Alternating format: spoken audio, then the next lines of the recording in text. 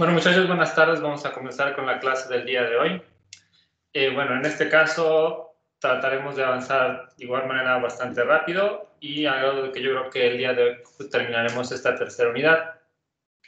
Entonces, en este caso, se me pasó mencionarlo directamente en la clase pasada, pero no sé si alguno de ustedes tuvo la oportunidad de grabar la clase anterior, y si es así, pues le pediría de favor que la pusiera a disposición directamente para el resto de los compañeros que no tuvieron la oportunidad directamente de asistir a la clase, y a lo mejor eso también podría servirles a ustedes como recordatorio a la hora de poder estudiar directamente las clases, ¿no?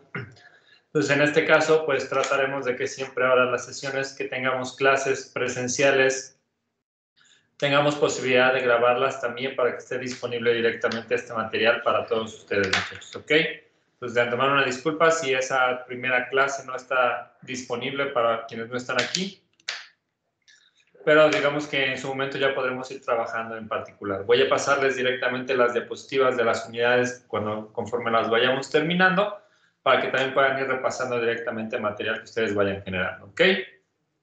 Pues bueno, a manera de resumen, rápidamente, pues estábamos en esta tercera unidad hablando directamente de lo que corresponde con máquina de anestesia.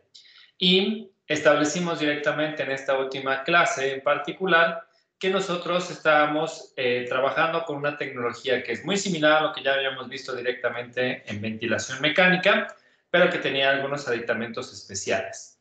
Incluso llegamos a mostrar que a lo mejor una máquina de anestesia pudiera ser utilizada como un ventilador, pero no al revés. Un ventilador no puede ser utilizado como una máquina de anestesia, particularmente por los elementos adicionales que contiene este tipo de tecnología. En particular, lo que alcanzamos a observar vendría resumido directamente en toda esta diapositiva en específico, en donde nosotros, si recordamos, podemos observar que en la máquina de anestesia vamos a tener suministro particular para lo que corresponde con oxígeno, ya sea que este venga a través de tomas murales o que venga directamente a través de tanques, y que estos son regulados después a valores que están similares siempre a los 50-55 PSI, y posteriormente son regulados a valores parecidos a presión atmosférica 14-16 PSI a través de esta válvula de control de flujo.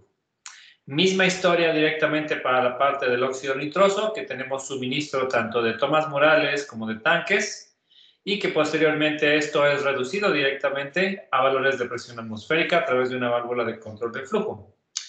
Observamos también que desde el punto de vista de seguridad del dispositivo, siempre el camino del óxido nitroso está también controlado a la presencia de oxígeno en todo el sistema de la máquina de anestesia. Es decir, si en el suministro de oxígeno no encontramos este gas fresco en particular, este sistema de seguridad detiene el suministro completamente de óxido nitroso, que lo podemos considerar como un agente anestésico bastante leve. Pero es importante que entendamos que siempre el oxígeno va a ser el transportador de todo esto que está respirando nuestro paciente, y de ahí la importancia directamente de que tengamos siempre la presencia de oxígeno dentro de todo el sistema.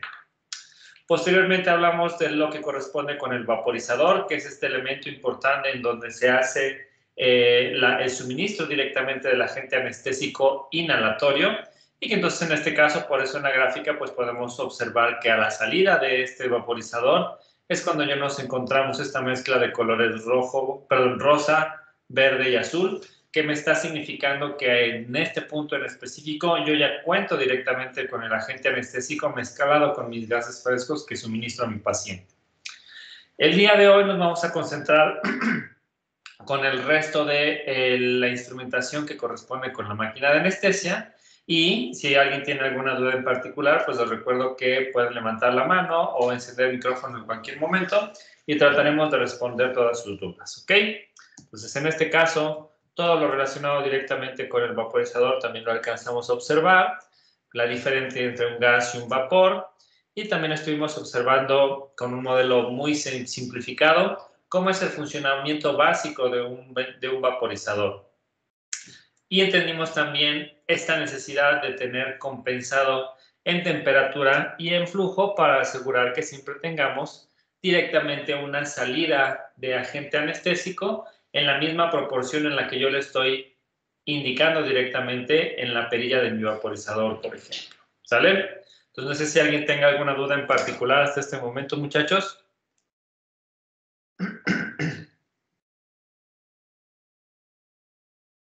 Perfecto. Entonces, la parte de la instrumentación que nos falta directamente de ver en términos de la máquina de anestesia, pues corresponde directamente con mi sistema circular o mi circuito de paciente. Entonces, en este caso, a diferencia del circuito de paciente de ventilación mecánica, yo le llamo sistema circular porque en la mayoría de los casos, este circuito va a poder permitirme reincorporar lo que yo estoy sacando en la exhalación directamente de nuevo hacia mi inhalación. ¿Sale? Por eso lo llamamos como un sistema circular y más adelante vamos a entender mejor esta parte en específico. Entonces, en este caso, este sistema circular es el que se encuentra en contacto directo con el paciente y es a través del cual nosotros vamos a hacer la administración de esta mezcla de gases frescos y agente anestésico. Entonces, en este caso, este sistema circular o circuito de paciente me va a permitir tanto la realización de la ventilación mecánica, como ya hemos visto también en la unidad anterior, como también la respiración espontánea del paciente. Es decir, tiene las mismas funciones que tenía un circuito de paciente directamente en ventilación. En este caso, también debemos de entender directamente que este sistema circular impide que nosotros tengamos la reinhalación de aire expirado gracias a la presencia de válvulas unidireccionales inspiratorias y expiratorias. Entonces, en este caso, eso significa que existe tubería suficiente, una tubería específica para la parte inspiratoria y una tubería específica para la parte expiratoria, pero no hay una mezcla directamente de esto que se inhala y esto que se exhala en algún punto cerca de, por ejemplo, las boquillas directamente de mi paciente, ¿sale? Y la forma en la cual yo después puedo reincorporar directamente algo de lo que saco durante la expiración al sistema de respiración inhalatoria de mi paciente es considerando que vamos a tener, a diferencia de ventilación mecánica, absorbentes para dióxido de carbono. Y en este caso estaremos hablando en particular de elementos como corresponde con una cal sodada o una cal baritada. Y esta es la que me va a permitir hacer esa limpieza directamente del aire que está expirando mi paciente y que ese dióxido de carbono yo no lo esté reincorporando directamente a mi circulación. ¿Sale? Entonces, esta imagen en específico me muestra directamente cómo está la configuración tradicional de un sistema circular o un circuito de paciente para una máquina de anestesia. Entonces, aquí se observa lo que estábamos hablando hace rato. Imaginen que este punto en específico es directamente el ingreso de los gases frescos mezclados con mi agente anestésico al sistema circular. A partir de este punto en particular, yo puedo tener un sensor que me está analizando la concentración de oxígeno que yo estoy mandando y programando directamente en el equipo antes de su ingreso directamente al paciente y tenemos una vía única en donde se hace la parte inspiratoria. En el momento en el que el paciente realiza la expiración, entonces en este caso de nuevo yo me encuentro con un camino exclusivo y ahí es cuando mencionábamos que no se mezcla la inspiración y la expiración. Hay un tubo particular en donde tenemos directamente esta tubería para la expiración y entonces en este caso, en este punto en específico, podemos encontrar un poco más de instrumentación. Podemos encontrarnos directamente con el suministro de lo que corresponde con una válvula de liberación de presión, una válvula APL, en el caso particular en el que yo tenga a lo mejor un tipo de respiración anormal directamente en mi paciente que está tosiendo o que está generando alguna hiperventilación y que eso no está pensado originalmente dentro del ciclo de la ventilación mecánica. Entonces, en este caso, cuando yo tengo excesos de presión, esta pequeña valvulita funciona para liberar la presión y que no entre esto en particular. En el camino normal, esta expiración pudiera pasar a través del absorbedor de CO2 para que aquí se quede todo lo que no me sirve, tengamos un poco de limpieza y también pueda absorber todas las cosas que no son necesarias directamente en mi respiración. Entonces, en este caso, aquí solamente nos vamos a absorber con el dióxido de carbono, pero mi paciente va a poder expirar un poco de agente anestésico, y esa es la función del sistema circular, que ese poco agente anestésico que yo esté expirando lo pueda reincorporar directamente con el que yo estoy mandando de la máquina de anestesia y no desperdiciar tanto agente anestésico durante un procedimiento que requiera de este tipo de equipo médico, ¿sale?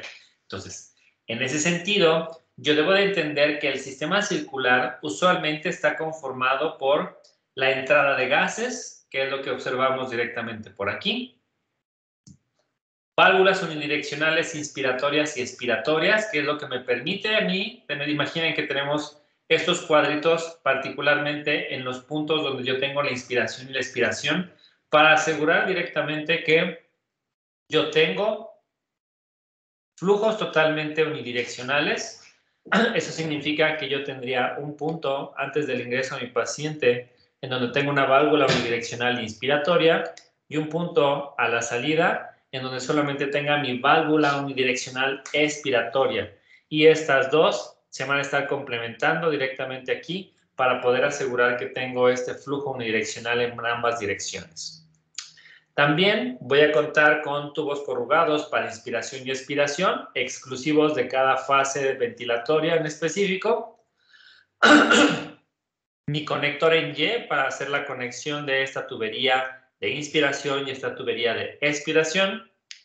Mi válvula de sobrepresión APL, que es Adjustable Pressure Limit, que es lo que significa APL, que es cuando ya dijimos que yo tengo un evento extraño, como que tos en mi paciente, o a lo mejor hay una hiperventilación y tenemos una presión mucho más de la que normalmente está acostumbrada a respirar mi paciente. Entonces, esta presión adicional va a levantar este pequeño resortito y así es como va a permitir que se libere, en este caso en el ambiente, un poco de esta presión adicional. Y vamos a tener también una bolsa y respirador, porque en este caso también debemos de considerar nosotros que ante la presencia de, o que tenemos una mala mezcla de los gases frescos con el agente anestésico, o nos quedemos en una situación en la cual yo ya no cuento con oxígeno y se tienen que hacer los cambios directamente para conectar otro tanque, o ver por qué está fallando directamente la toma mural, o alguna situación que impida el flujo directamente a partir de la máquina de anestesia. Entonces, en este caso, yo tengo que tener un suministro de respaldo y eso corresponde directamente con esta bolsa AMBU o bolsa de respirador. Y en ese sentido, mientras se hace el arreglo directamente de las problemáticas que tenga la máquina de anestesia, yo puedo estar teniendo una respiración totalmente manual hacia mi paciente que involucra solo lo que se encuentra dentro del sistema circular. Y entonces, en este caso, aquí no estoy tratando de contaminar directamente lo que viene de la máquina de anestesia, sino que lo pongo antes directamente del absorbedor de dióxido de carbono para que yo me asegure que este aire esté lo más limpio posible. Entonces, podemos asumir directamente que mi absorbedor de dióxido de carbono, en este caso, me funciona como un filtro que permite de nuevo manejar esta ventilación manual hacia mi paciente durante cortos periodos de tiempo. ¿Sale? Es importante que entendamos esa parte en particular. ¿Alguna duda hasta aquí, muchachos? Yo, profe. Sí. De las válvulas unidireccionales tengo entendido que tienen como una tapita que como que se levanta o baja, dependiendo si es expiración o expiración, pero no me queda claro cuál es para cuál. ¿Cómo no te queda claro cuál es para cuál? O sea, las válvulas están conformadas de diferente manera si es para inspiración y para expiración, ¿no? No, simplemente es la dirección en la cual tú vas a hacer la presión en específico. Déjame ver si hay un dibujito aquí adelante, si no ahorita lo ponemos. Y lo otro que tenemos que contemplar directamente dentro de este sistema circular corresponde con el receptáculo de cal. A ver si hay una... No. Vamos a buscarla, a ver si la encontramos. Y si no, se conformarán con mis dibujos horribles. Un segundo.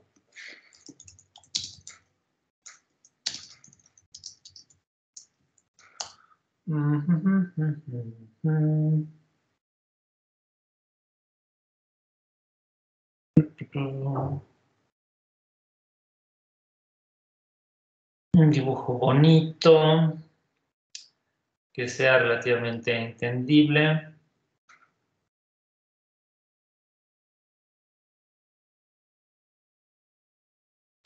Este puede funcionar. A ver. ¿Dónde lo dejé?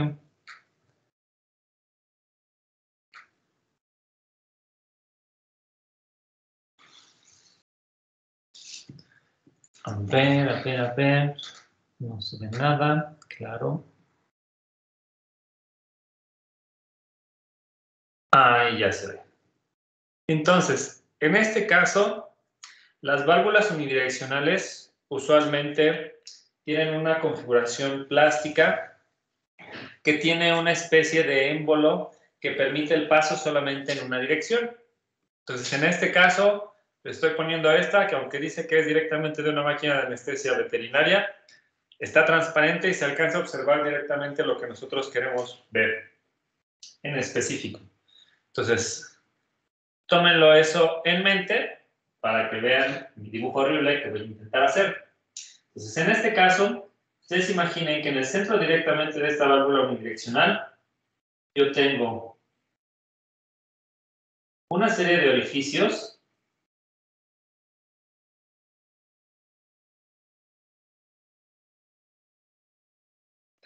que están soportados directamente por una pequeña tapita. Entonces, imaginen que aquí es en donde yo tengo después mi válvula.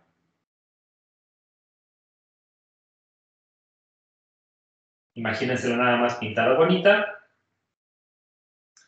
Y entonces, en este caso, este es un dispositivo en donde aquí entra directamente otra parte metálica que tiene un tope por aquí. Y de este lado tiene exactamente la contra para cerrar directamente en estos orificios, ¿no? Entonces tiene este comportamiento más o menos así. Esto me permite a mí definir directamente que cuando yo pongo aquí todo mi tubo corrugado, aquí es en donde yo conecto, por ejemplo, mi circuito de paciente y tengo ese tubo corrugado, que feo dibujo, pero bueno, ya me entendieron directamente qué es lo que quiero hacer. Entonces, en este caso, cuando yo tengo flujo que viene en esta dirección, este flujo es suficientemente fuerte para mover directamente esta tapita roja hacia arriba. Y entonces, en este caso, permite el paso directamente de este flujo a través de estos orificios y que permite el paso a través de la tubería.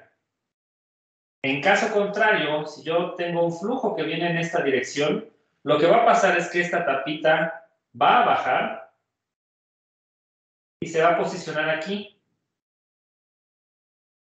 obstruyendo cualquier posibilidad de paso directamente hacia el otro lado de la válvula en particular.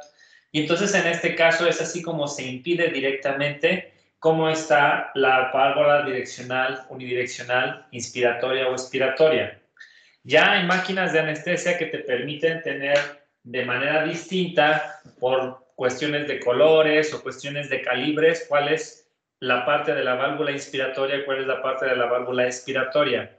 Pero en términos generales, desde el punto de vista del funcionamiento de la válvula, es exactamente lo mismo, solamente importa en el sentido en el que yo la conecto para permitir que sea inspiración-expiración.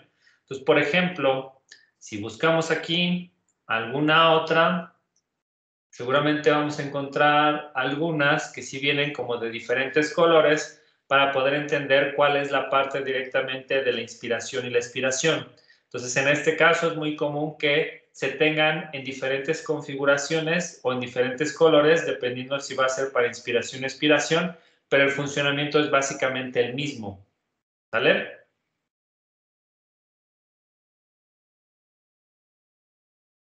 Sí, doctor, gracias. ¿Alguna otra pregunta, muchachos?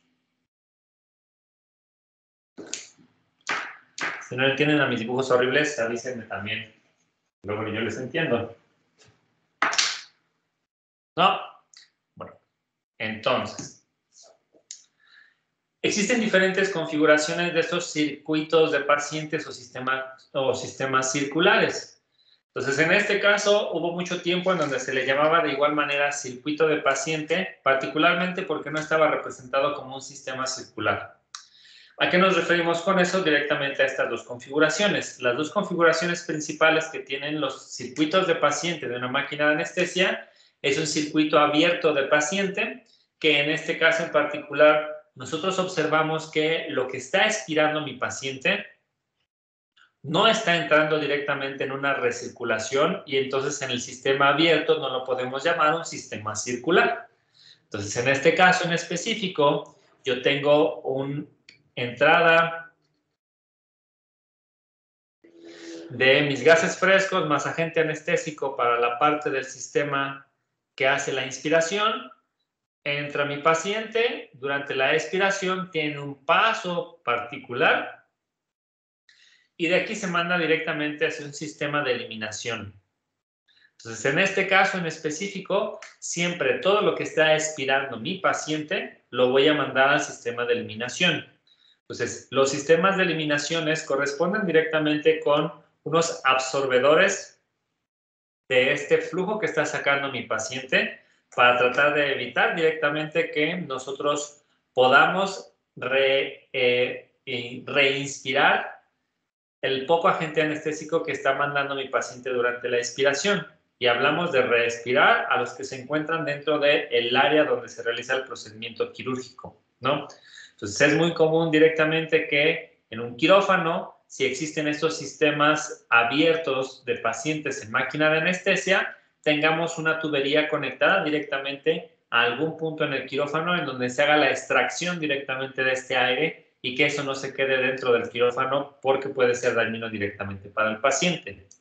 Sin embargo, habrá algunas otras situaciones, por ejemplo, en consultorios dentales, donde también es probable que para algún procedimiento pudiera ser necesario tener una anestesia inhalatoria, en donde el sistema de eliminación de residuos puede ser una ventana.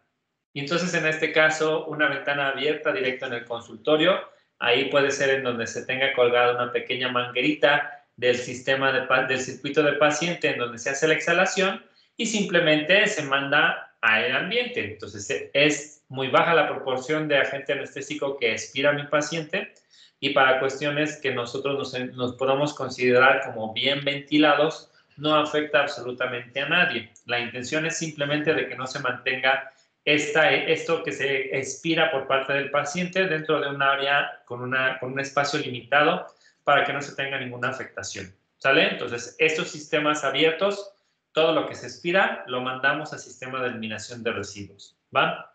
¿Alguna duda aquí?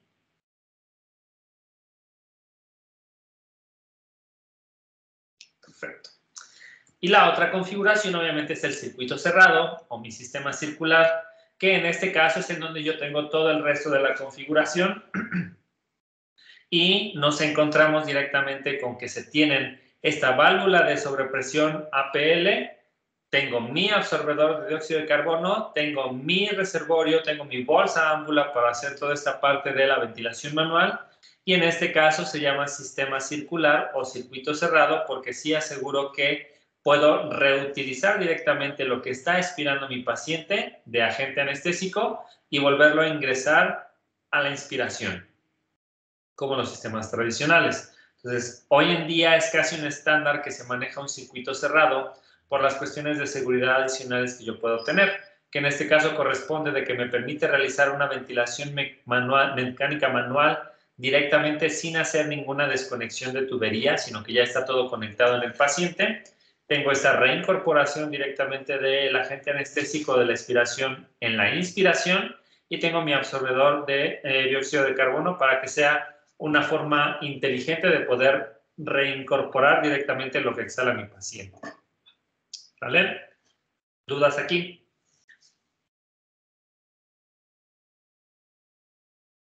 Perfecto. Ahora bien, estos sistemas de eliminación de residuos tienen el propósito de reducir o eliminar el riesgo potencial. Sí, Aurea, adelante.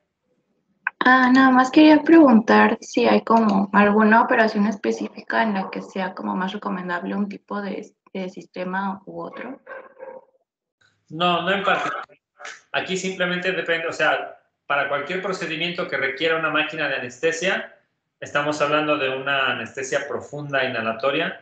Entonces, en este caso, lo que cuente de infraestructura directamente del hospital es más que suficiente. ¿Sale? Si acaso, lo que se debe de mantener como una regla es que sí exista siempre este sistema de eliminación de residuos, y si estamos hablando de un quirófano, lo más común es que mantengamos siempre este circuito cerrado. Los sistemas abiertos del circuito de paciente son más comunes cuando no estamos contemplando a lo mejor el uso de un quirófano, y que sí existe la posibilidad de tener esta ventilación relativamente fácil. Pero en este caso, por cuestiones de seguridad, en un quirófano es preferible utilizar el circuito cerrado o el sistema circular, pero no es que sea obligatorio, ¿sale? Porque existen de todas maneras, o deberían de existir de todas maneras, en cualquier lugar en donde se hace uso de una máquina de anestesia, un sistema de eliminación de residuos, independientemente de que yo cuente con un sistema circular o con un sistema abierto. ¿Vale? Sí, gracias. Nada. ¿Alguna otra duda, muchachos? Okay. Entonces, en este caso, como ya hemos hablado anteriormente, hay un cierto riesgo potencial de que lo que está exhalando mi paciente contenga una cierta concentración de agente anestésico. Y entonces, en este caso, esto puede ser directamente dañino o nocivo para las personas que trabajan en los lugares en donde se está realizando el procedimiento quirúrgico. Entonces, en este caso, pues tenemos directamente estos sistemas de eliminación de residuo. Usualmente ya se encuentran como que tomas instaladas directamente en los quirófanos, en donde se tienen estas conexiones de una manguera, en donde podemos tener esta eliminación. Entonces, en este caso en particular, nosotros debemos de entender que este sistema de eliminación usualmente está centralizado. ¿Qué significa esto? Que no porque yo esté trabajando en el quirófano 1, voy a tener de ese tubo de la manguerita un punto en donde se hace la eliminación directamente de lo que pasa dentro de ese quirófano.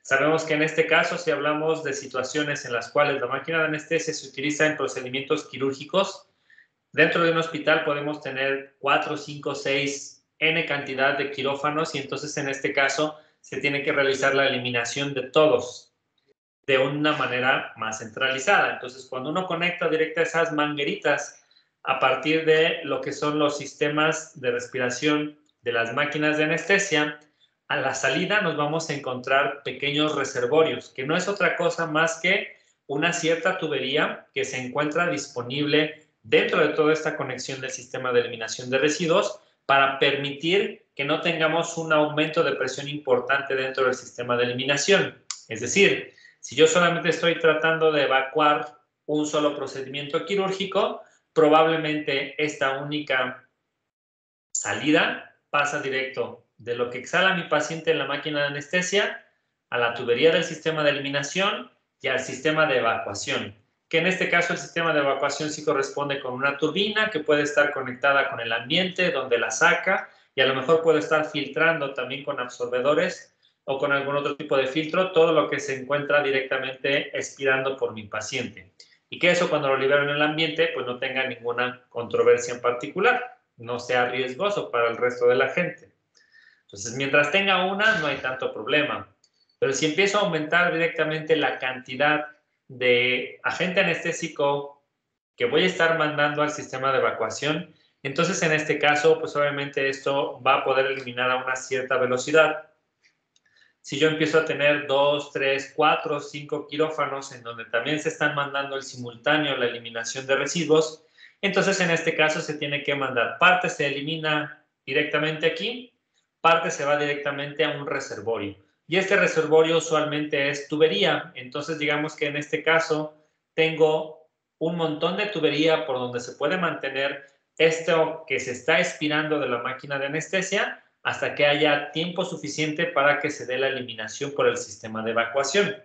Y lo puedo tener en distintas configuraciones, ¿no? Cuando yo lo tengo centralizado, como mencionábamos hace rato, entonces en este caso sí puedo tener este tipo de reservorios cuando yo tengo suministro de muchos lados, o puedo tenerlo directamente de mi circuito de paciente hacia un sistema directo de evacuación cuando yo tengo a lo mejor clínicas o consultorios especializados que cuentan con un quirófano, y en este caso yo sé que solamente tengo una máquina de anestesia a la vez. Y entonces, en este caso, es un único sistema de evacuación que también corresponderá directamente con una turbina conectado con diferentes filtros que mandan esto que se está expirando directamente al ambiente.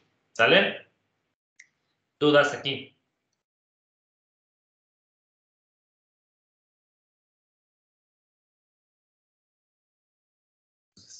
Mucho ojo con esta parte, muchachos. Estamos hablando de que la máquina de anestesia trabaja en su mayoría con estos sistemas circulares.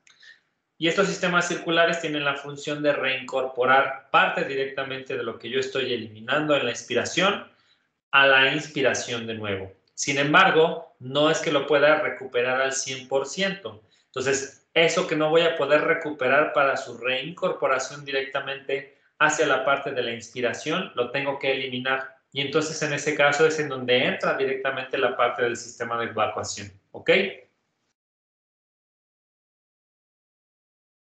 Perfecto. Entonces, en este caso, ya hablamos de mi sistema circular, ya hablamos de mi sistema de eliminación de residuos, y aquí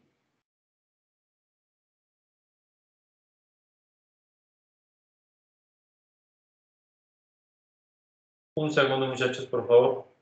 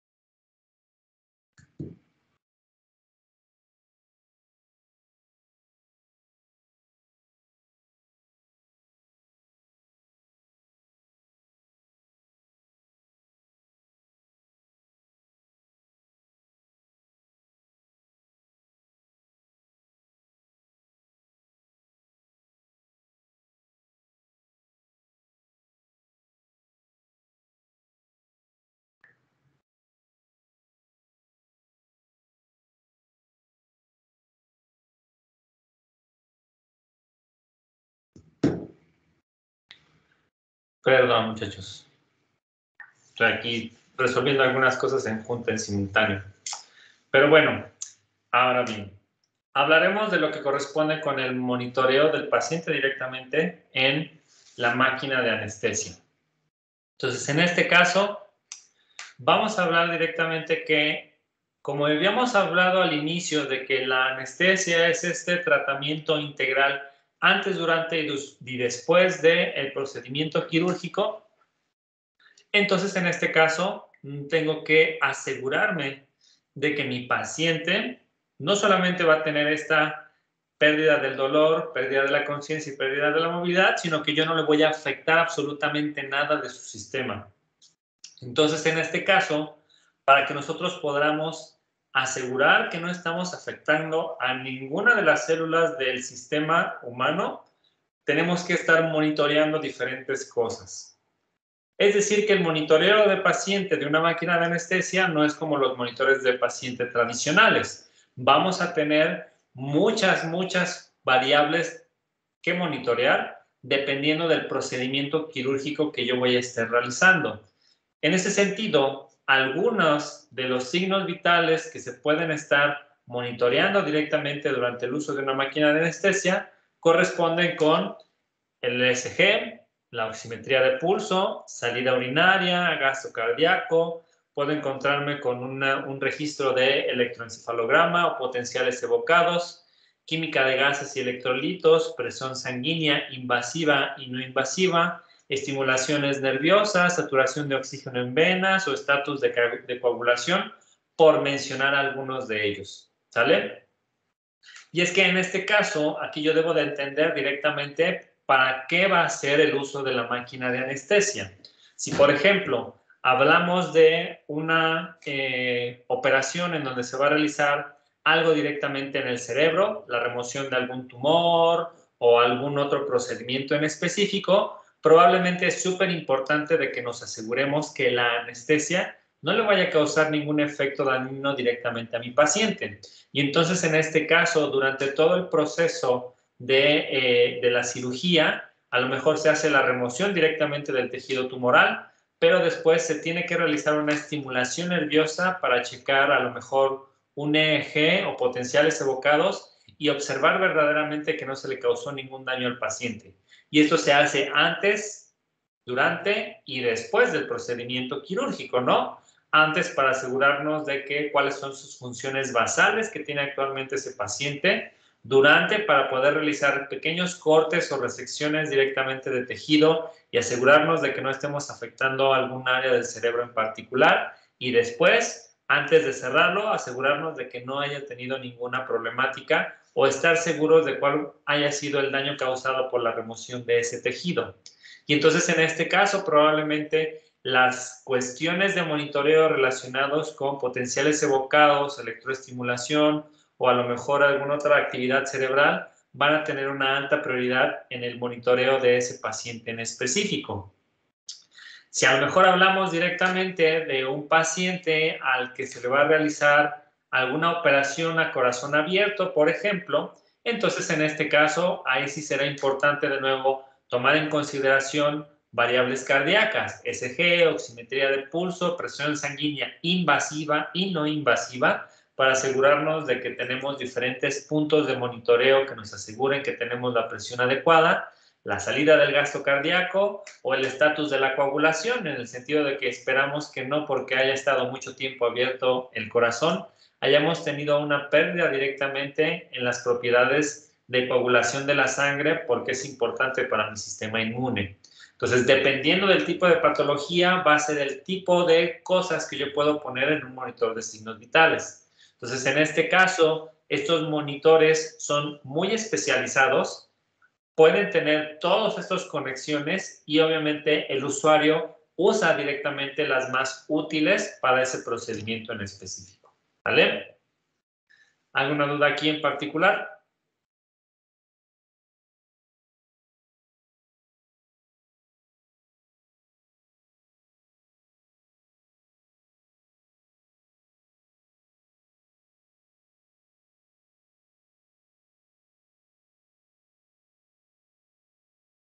Perfecto. Ok. Uno de los puntos más importantes que tenemos que tener de monitoreo directamente en la máquina de anestesia corresponde con la temperatura, que esto es algo que también manejamos directamente en los monitores normales. Sin embargo, aquí tiene una mayor prioridad, debido principalmente a que cuando nosotros suministramos anestesia directamente en un paciente, se van a alterar los valores de temperatura corporal que nosotros vayamos a tener. Como no vamos a tener una movilidad, como tenemos una supresión directamente del sistema nervioso central, entonces en este caso va a haber situaciones que no funcionan internamente en el cuerpo, y si eso no se mueve, directamente la temperatura puede disminuir. O vamos a tener un exceso trabajando en una parte en específico y en otra no, y entonces podemos tener lugares en donde la temperatura puede aumentar. Entonces, en este caso, esta respuesta termorregulatoria puede considerarse que se altera tanto para valores de frío, que es que tengamos una temperatura de 34 o 35 grados centígrados, como de calor, de 38 dentro del cuerpo humano. Entonces, en este caso, ahí debemos de tener mucho cuidado directamente con las modificaciones de temperatura, dependiendo también del procedimiento quirúrgico. Y es muy importante que la temperatura esté controlada de nuevo a valores cercanos a 37 grados centígrados, porque con variaciones en la temperatura corporal podemos tener trastornos fisiológicos severos, y estos son debidos directamente a la acción prolongada de anestesias que generan una temperatura baja. Cuando yo suministro mucha anestesia a mi paciente, usualmente todo el cuerpo de mi paciente puede bajar.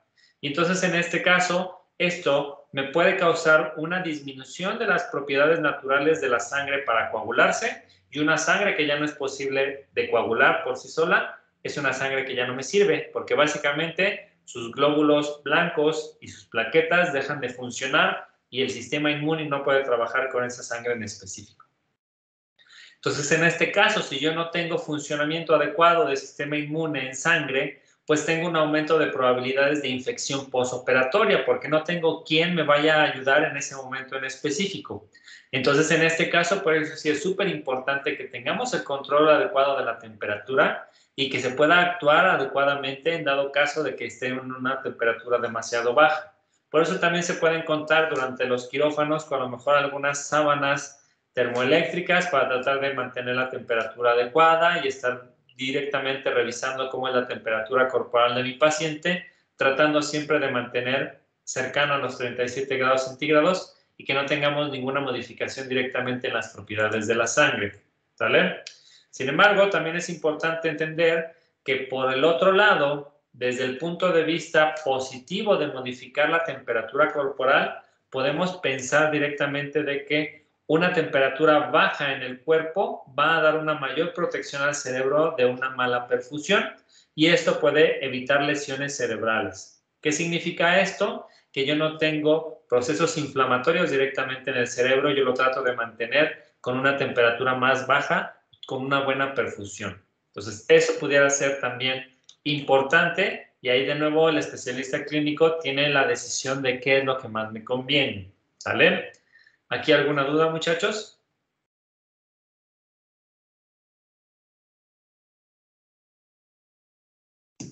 Perfecto. Entonces, estos monitoreos especializados directamente en las máquinas de anestesia me conllevan a tratar de definir los sistemas de alarmas, porque en este caso, si dependiendo del tipo de procedimiento quirúrgico que yo voy a tener, son las variables que voy a monitorear y a lo mejor en algunas pueden ser las mismas, es importante definir prioridades, porque en este caso, dependiendo del procedimiento, a lo mejor si es algo de nuevo el cerebro, van a tener más prioridades aquellas alarmas relacionadas directamente con potenciales evocados o electroestimulación o registro de actividad electroencefalográfica que, por ejemplo, alguna otra relacionada con variables cardíacas. Entonces, en este caso, para evitar que estén sonando alarmas a cada rato, porque obviamente cualquier procedimiento quirúrgico puede causar alteraciones de las normales que se tienen directamente en el cuerpo, se tienen que establecer prioridades, ¿sale? Cada variable en particular de mi monitor de signos vitales debe de tener una alarma asociada directamente para cada una de estas variables. Entonces, en este caso, si por ejemplo yo ya sé que una disminución de la temperatura a causa directamente de la anestesia me va a provocar directamente una disminución de la frecuencia cardíaca, bueno, a lo mejor en este caso yo tengo que cambiar la prioridad directamente de esta alarma y asegurarme de que, ok, dentro del procedimiento quirúrgico es normal que tenga una disminución de la temperatura de mi paciente, pero si es la disminución de esta temperatura, la disminución de la frecuencia cardíaca y una disminución también en presión, ahí sí tiene que sonar una alarma importante para avisarme que algo malo está pasando. A lo mejor puedo pensar directamente de que el hecho de que será un procedimiento quirúrgico cerebral va a generarme que cuando yo haga una electroestimulación para saber si alguna zona del cerebro me sigue funcionando, voy a causar que eso genere un aumento de frecuencia cardíaca, por ejemplo. Y que ese aumento de frecuencia cardíaca en situaciones normales pudiera estar relacionado directamente con una taquicardia. Pero a lo mejor es algo que yo ya sé que es normal, que sucede durante un proceso de estimulación cerebral. Entonces, en este caso, a lo mejor esa alarma le disminuyó la prioridad. A lo mejor no es tan importante de que no suene o no detecte directamente esa alta frecuencia cardíaca, sino que depende más bien de otras situaciones en específico. Entonces, aquí es en donde debemos de entender directamente cuál es el procedimiento, cuáles son las variables que yo debo de estar 100% seguro que funcionan y que entonces en este caso también podamos entender directamente cuál es la prioridad que yo debo dar directamente a ese sistema de alarmas. ¿Sale? ¿Dudas aquí? Yo. Sí. ¿Estas prioridades las define el anestesista directamente? Así es. Ok, gracias. Hay sistemas modernos en donde ya se puede configurar un poco en las máquinas de anestesias esta parte de definir, ok, a lo mejor es un procedimiento de cirugía de corazón abierto y te da por default algunos parámetros sugeridos. Pero eso no significa que vayan a ser la regla, porque cada paciente puede ser distinto, ¿no? debemos de recordar directamente que para cada variable que nosotros queremos monitorear, pueden existir valores distintos de los umbrales de las alarmas, ¿no? No es lo mismo que a lo mejor tú quieras detectar una bradicardia y una taquicardia en alguien totalmente sedentario que en alguien que a lo mejor hace actividad física o que en una persona de la tercera edad o que en un bebé. Entonces, en este caso se tiene que mantener siempre esta versatilidad y requiere en este caso de la experiencia totalmente del especialista clínico, ¿vale? Por eso siempre vienen valores sugeridos, pero es importante lo que está haciendo el anestesiólogo para poder determinar estas prioridades, ¿vale? ¿Alguna otra pregunta, muchachos?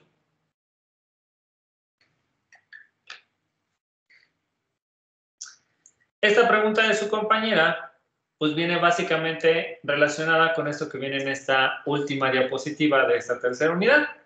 El ingeniero versus el anestesista. Porque entendemos que esta máquina de anestesia en realidad es un dispositivo que fue creado para poder ayudarle directamente al anestesiólogo.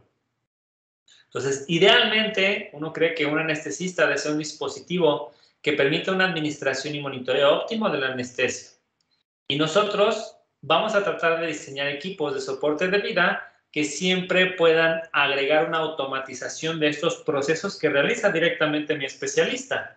No con el afán de quitarle su chamba, sino con el afán de ayudarle y que sea mucho más fácil y más intuitivo el uso de esta tecnología.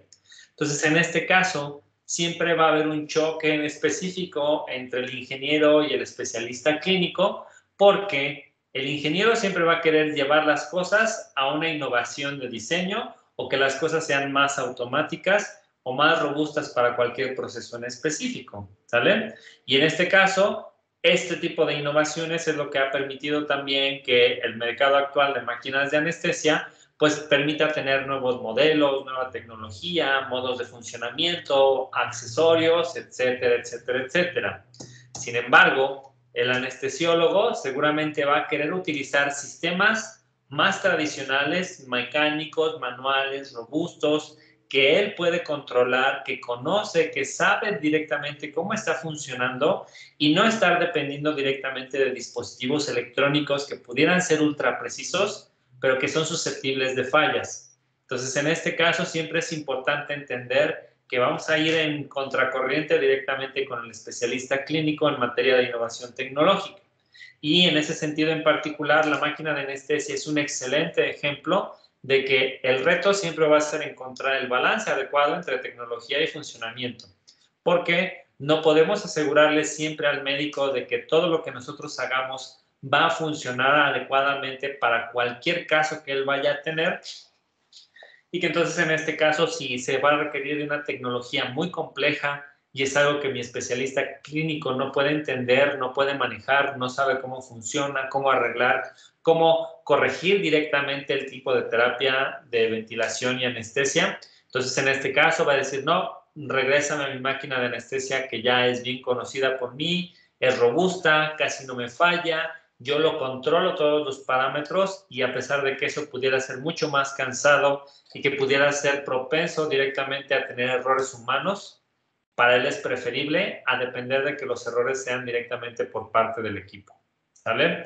Entonces, mucho cuidado con esa parte en específico, muchachos. Aquí es importante que entendamos que este tipo de rivalidades ingeniero, especialista clínico, existen en términos de tecnología médica y en este caso, pues siempre tendremos que encontrar el balance. Y un claro ejemplo es directamente aquí, porque aquí sí se la juega muchísimo el especialista clínico si algo le pasa directamente al paciente, ¿sale? Pues aquí sí es grave si nosotros, aunque sea un sistema súper preciso, tiene una pequeña falla que puede generar consecuencias importantes directamente para el paciente.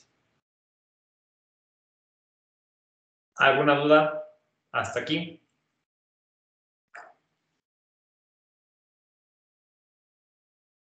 ¿No? ¿Nada? Bueno, yo les dije que si habíamos entendido directamente mi unidad de ventilación mecánica, anestesia iba a ser relativamente rápido y dicho y hecho, nos tardamos aproximadamente clase y media.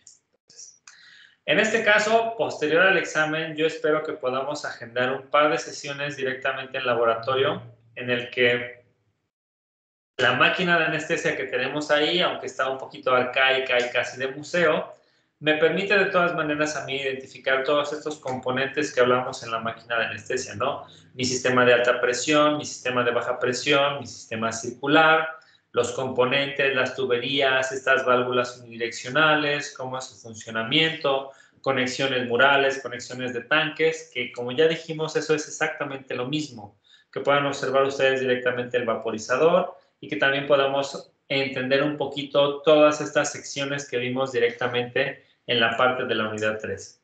Entonces, yo voy a tratar de que usualmente podemos hacer una demostración por equipo de aproximadamente unos 15-20 minutos.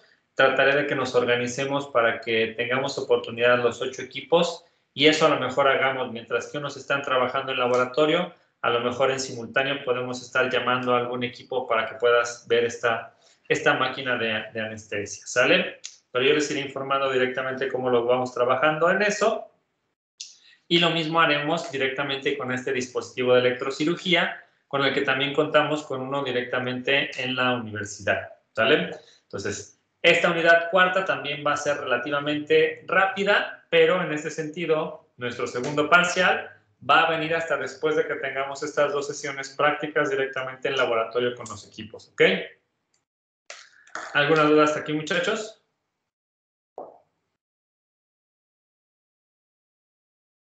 ¿Ok? Denme un segundito, por favor, muchachos. Ahorita regreso.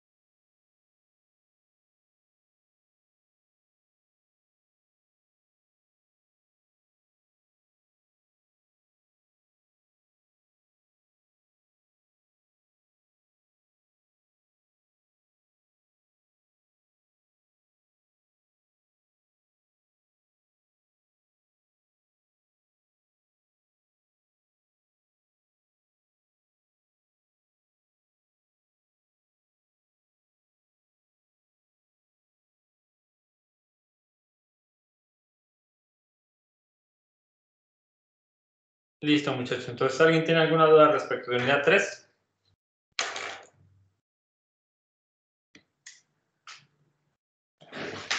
¿No? Pues vamos a tratar de avanzar también lo más que podamos aquí ahorita en unidad 4 para que también podamos tener mucho más tiempo a lo largo del semestre para que se dediquen directamente al proyecto, ¿ok? Entonces, pues, vamos a comenzar con esta unidad de electrocirugía. Entonces, una unidad de electrocirugía o Electrosurgical Unit, ESU por sus siglas en inglés, es un dispositivo basado en tecnología electrónica que es capaz de producir una serie de ondas electromagnéticas de alta frecuencia, muy importante recordar eso, alta frecuencia, con el fin de poder realizar en tejido blando las siguientes acciones: realizar corte, realizar coagulación y realizar disecación. En ese sentido, en esta imagen en particular, podemos observar directamente las tres situaciones. Esta primera sección de la imagen me representa un corte donde podemos observar directamente que, como su nombre lo indica, es como si directamente nosotros tuviéramos el uso de un bisturí tradicional. Tenemos un corte que es relativamente limpio. Así como cortamos nosotros directamente el tejido, podemos observar que no se genera casi ninguna cicatrización y que en este caso también, por ejemplo, lo que se puede generar de cicatrización es una superficie muy pequeña y todo se mantiene, digamos que se hace directamente un corte y se evita sangrado porque tenemos una coagulación muy superficial, pero en la mayoría manejamos un corte bastante limpio.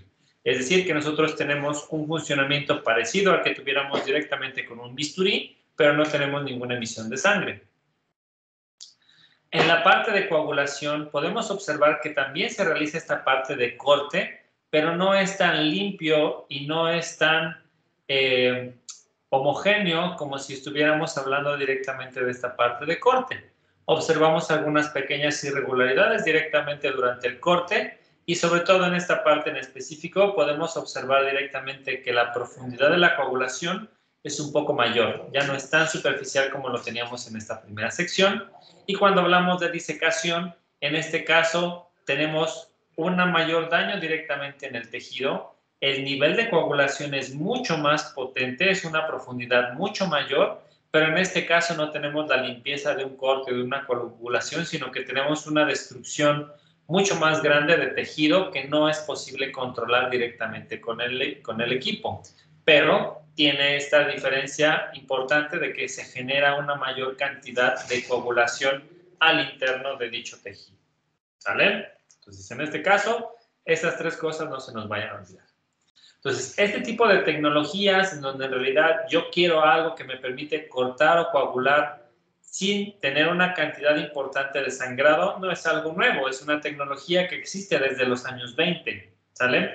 Pero en este caso hemos observado que ha habido una evolución importante directamente de esta tecnología a través de los años por el aumento directamente tecnológico de diferentes componentes de potencia. Entonces, en este caso, podemos definir que ya existían unidades de electrocirugía de primera generación, los cuales eran dispositivos que solamente eran capaces de coagular. No podían realizar corte, sino que simplemente realizaban una coagulación. Posteriormente, con el avance en la tecnología, empezaron a surgir otros componentes como los osciladores, y osciladores había algunos que eran conocidos como osciladores de chispa, y esta chispa a mí me permitía generar una coagulación en el tejido, o si yo requería de mayor corriente, de potencia, pues también existían los osciladores de triodo, los cuales, con el aumento de la energía suministrada, yo tenía la capacidad de poder realizar un corte directamente en el tejido. Y posteriormente, en la tercera generación, de nuevo con el aumento tecnológico, pues estamos hablando de los sistemas que son hoy en día utilizados, que tampoco no es tecnología que haya mejorado mucho en los últimos 20 años, son equipos totalmente electrónicos y en este caso hablamos directamente de que son equipos que son capaces de cortar, coagular y fulgurar, que vamos a entender más adelante qué significa la fulguración. Y aquí les muestro una pequeña imagen de cómo son los sistemas actuales de unidades de electrocirugía. Estos sistemas que observamos aquí en esta foto bastante vieja es un sistema de segunda generación en donde dentro de todo este gabinete se encontraba toda esta instrumentación grande que me permitía generar estas chispas o esta corriente para generar una coagulación de un corte. Y estos dos de aquí ya son sistemas más modernos que son totalmente electrónicos, en donde a pesar de que se ven bastante arcaicos, son tecnología de finales de los 70s, inicios de los 80s, siguen siendo actuales y son los llamados tercera generaciones de unidades de electrocirugía que permiten realizar todas estas opciones en específico. ¿Sale? Entonces, vamos a tratar de entender durante esta unidad cómo es que nosotros podemos lograr con el mismo equipo estos diferentes tipos de interacciones con el tejido blando. ¿Sale? ¿Alguna duda hasta aquí?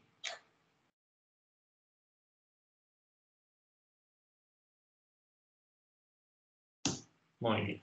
Entonces, si yo quisiera hablar en términos de la instrumentación o elementos básicos de una unidad de electrocirugía, me voy a tener que enfocar en el siguiente diagrama que está súper sencillito.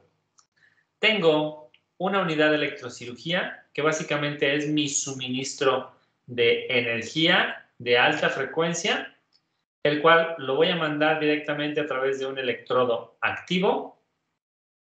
Voy a hacer que cierre este circuito a través de un electrodo dispersivo y paren de contar. Debo de también tener asegurado directamente que tengo un buen aterrizaje directamente tanto de la unidad de electrocirugía como de cualquier otra cosa donde se encuentre el paso de esta corriente a través de este circuito en específico, pero de ahí en fuera no tengo más información que decir en términos de la instrumentación básica incluida en una unidad de electrocirugía. Algo que me mande potencia, algo donde lo suministro un electrodo activo, algo donde cierro el circuito con el paciente, mi electrodo dispersivo y se acabó. Y con este mismo equipo, este pequeño diagrama básico, la configuración para hacer corte, coagulación, fulguración, disecación, es prácticamente la misma. Y entonces en este caso yo debo de entender que ahora más bien el tipo de interacción que yo tenga con el tejido, ya sea corte o ya sea coagulación, va a depender de otros factores, no solamente de la instrumentación del equipo. Y aquí me voy a concentrar directamente en entender que la geometría de mi electrodo activo principalmente es importante para definir esta interacción, cuál es la amplitud de la corriente que yo voy a estar manejando en la unidad de electrocirugía, cómo es la forma de onda de esta corriente que yo voy a suministrar y cuánto va a durar la aplicación de la energía directamente en el tejido. ¿Sale? Entonces, estos factores son adicionales directamente a la instrumentación básica de la que nosotros estamos hablando y es importante aquí entender que dependiendo de estos factores y de la experiencia directamente del especialista clínico, pues vendrá directamente el resultado de la interacción que nosotros vamos a trabajar en el tejido blando. ¿Sale? ¿Alguna duda hasta aquí, muchachos?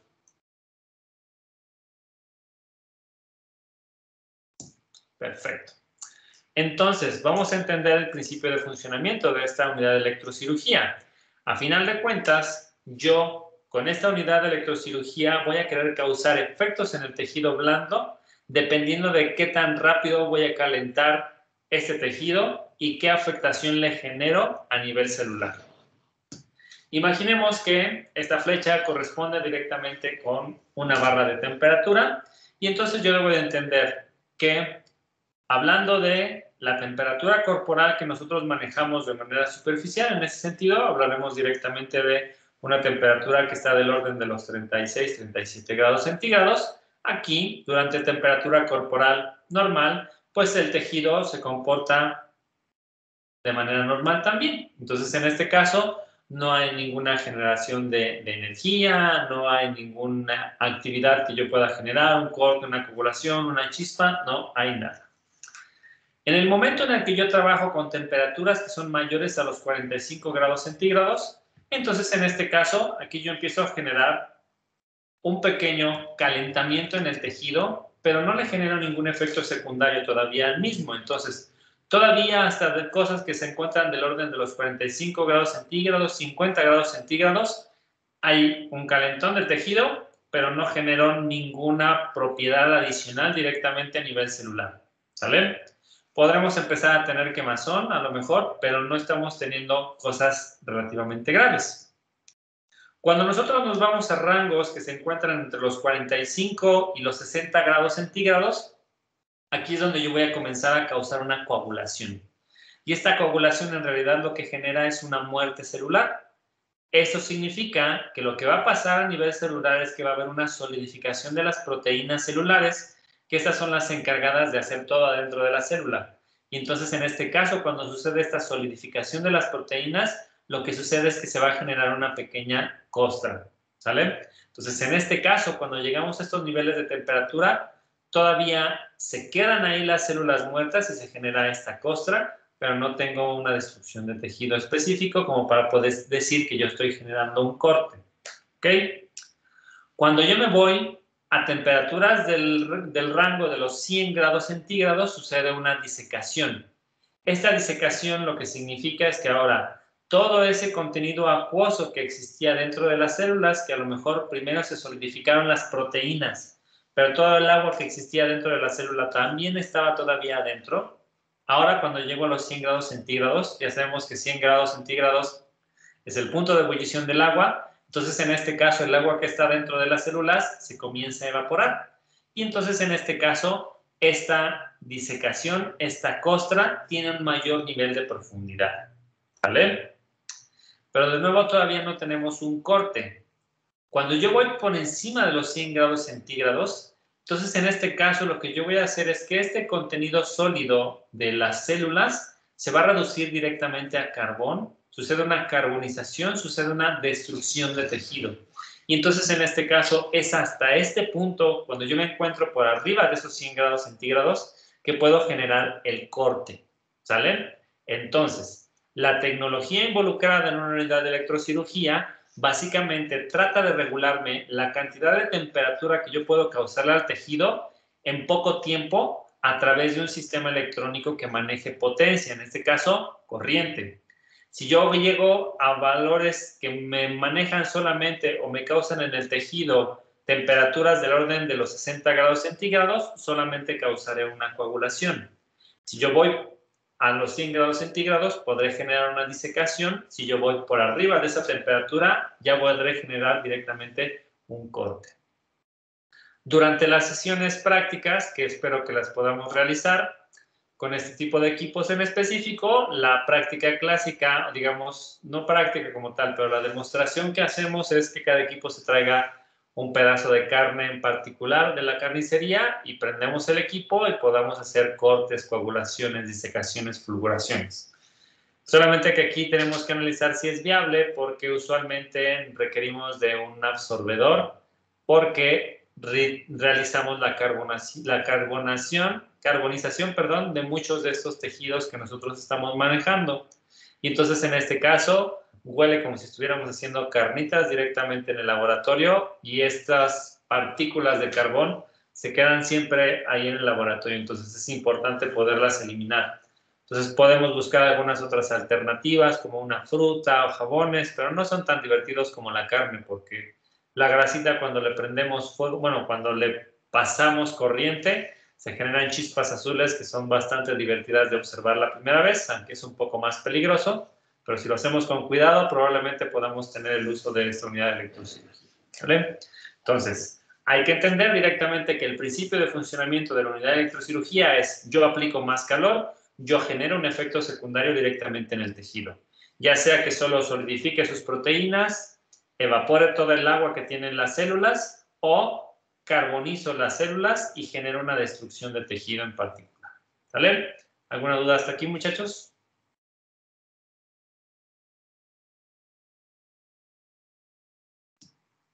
Perfecto. Entonces, tomando eso en cuenta, yo hablaba directamente de que el tipo de cosas que yo puedo hacer con una unidad de electrocirugía dependía de la geometría del electrodo y de la corriente y cómo vamos a estar interactuando también directamente con este lápiz activo.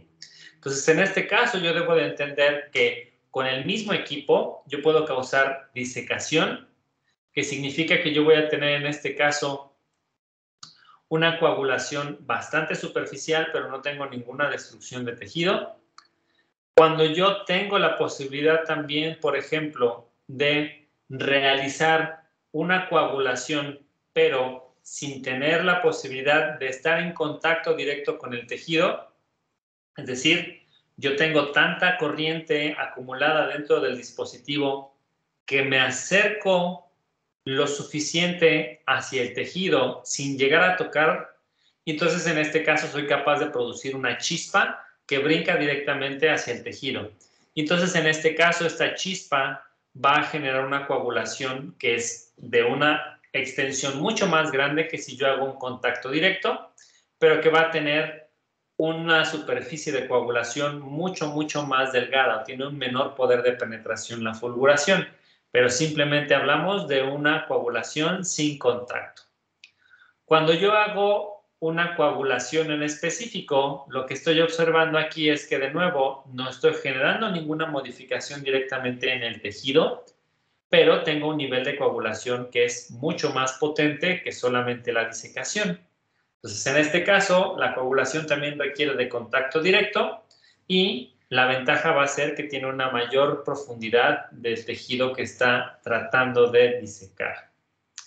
Vamos a tener diferentes tipos de electrodos en los cuales se pueden hacer diferentes tipos de coagulaciones, como los que se observan aquí en específico. Y cuando yo hablo de cortes, significa que en este caso yo sí genero una carbonización de tejido, genero una destrucción, y usualmente en este caso también puedo generar una coagulación del tejido que se encuentra después del corte, ¿sale? Y todo eso lo puedo hacer directamente con el mismo equipo. ¿Va? ¿Alguna duda hasta aquí, muchachos?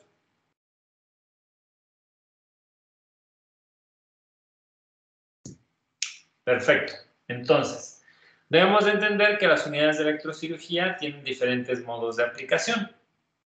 Vamos a encontrarnos con que existe un modo de aplicación que se conoce como el modo monopolar, que es en donde nosotros vamos a tener en específico nuestro electrodo activo y nuestro electrodo dispersivo, y el circuito se va a cerrar directamente entre estos elementos en particular.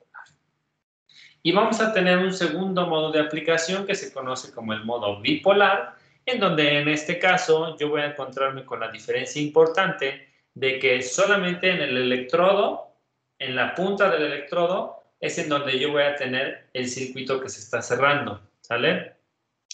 En este caso en específico, debemos de entender directamente que cuando yo estoy trabajando en una modalidad monopolar, toda la energía que estoy suministrando al paciente a través de este electrodo activo va a atravesar al paciente hasta que encuentra mi electrodo dispersivo y permite el flujo de corriente en particular. Es decir, que en las situaciones monopolares, pues voy a encontrarme directamente con procedimientos en donde toda esta energía va a tener que atravesar una cantidad importante del cuerpo de mi paciente. Esto pudiera ser particularmente difícil ante situaciones en las cuales a lo mejor yo tengo un paciente que tenga implantado alguna pieza metálica o electrónica dentro de su cuerpo. Llámese un marcapasos, un cardioversor desfibrilador implantable, por ejemplo. Entonces, para todos esos dispositivos, si yo le paso una corriente grandototota, obviamente que va a haber una interacción.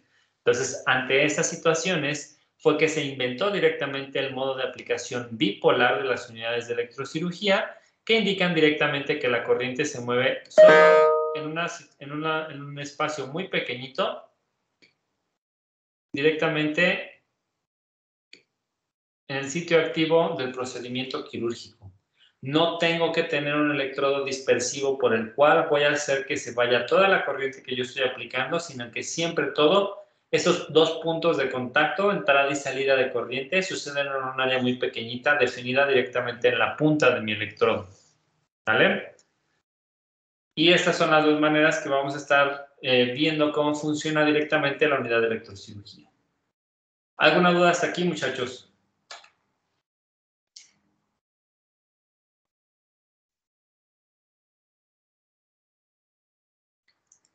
¿No? ¿Nada? Profe, Sí. en estos dos modos de aplicación, igual los dos tienen los mismos corte, coagulación y fulguración. Sí y no.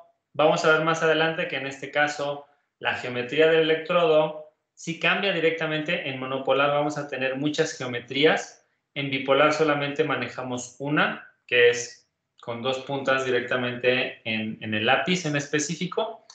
Pero la versatilidad, digamos que de una unidad de electrocirugía se utiliza más en modo monopolar, pero sí es posible que nosotros ocupemos también un electrodo bipolar para realizar corte y coagulación. Entonces, en este caso sí tenemos mismo funcionamiento para ambas cosas, pero vamos a tener, digamos que unas interacciones un poco distintas. Digamos que en el electrodo bipolar es poco recomendable que se haga un corte y está más orientado hacia procesos de coagulación porque básicamente tienes menos precisión para realizar un corte. Vamos a ver más adelante que veamos la geometría de estos electrodos a qué nos referimos de que vamos a tener poco control directamente en un corte bipolar, pero sí se puede, ¿sale? Entonces, el principal uso directamente de estos dispositivos es en una configuración monopolar, pero el bipolar tiene sus buenas aplicaciones también. Ok, gracias. ¿Alguna otra pregunta, muchachos?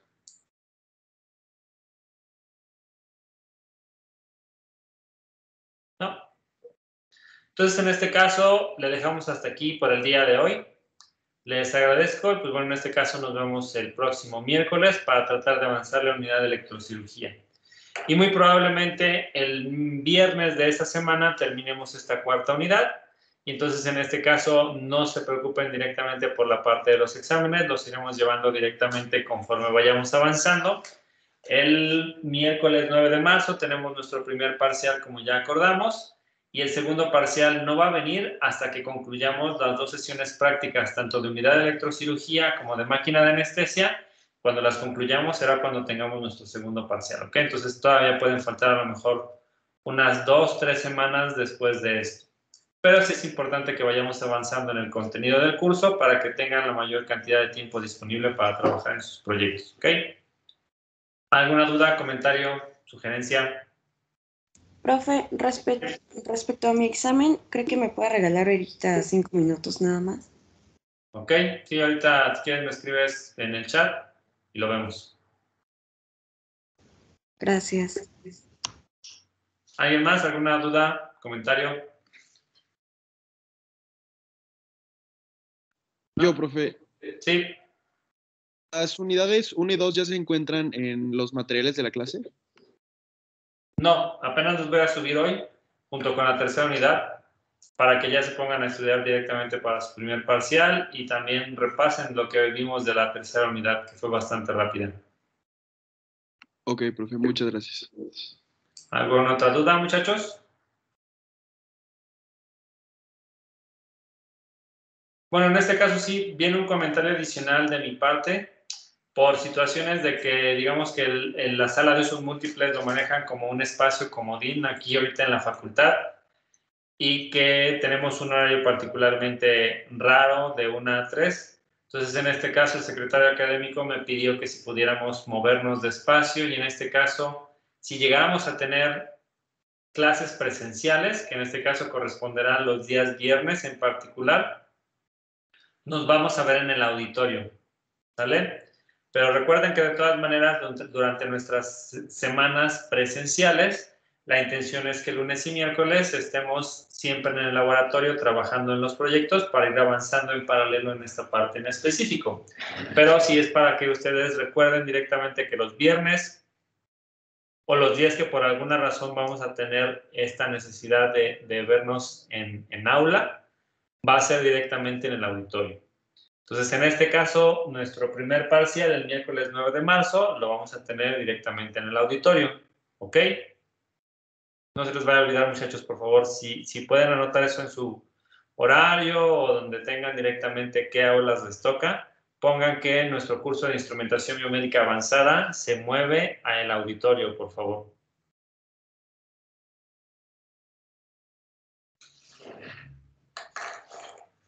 Y pues bueno, muchachos, si no hay más dudas al respecto, pues sería todo por el día de hoy. Les agradezco y nos vemos el próximo miércoles. Gracias. Nos vemos, profe. Muchas gracias. Gracias, profe. Gracias, profe. Hasta el miércoles. Gracias, profe.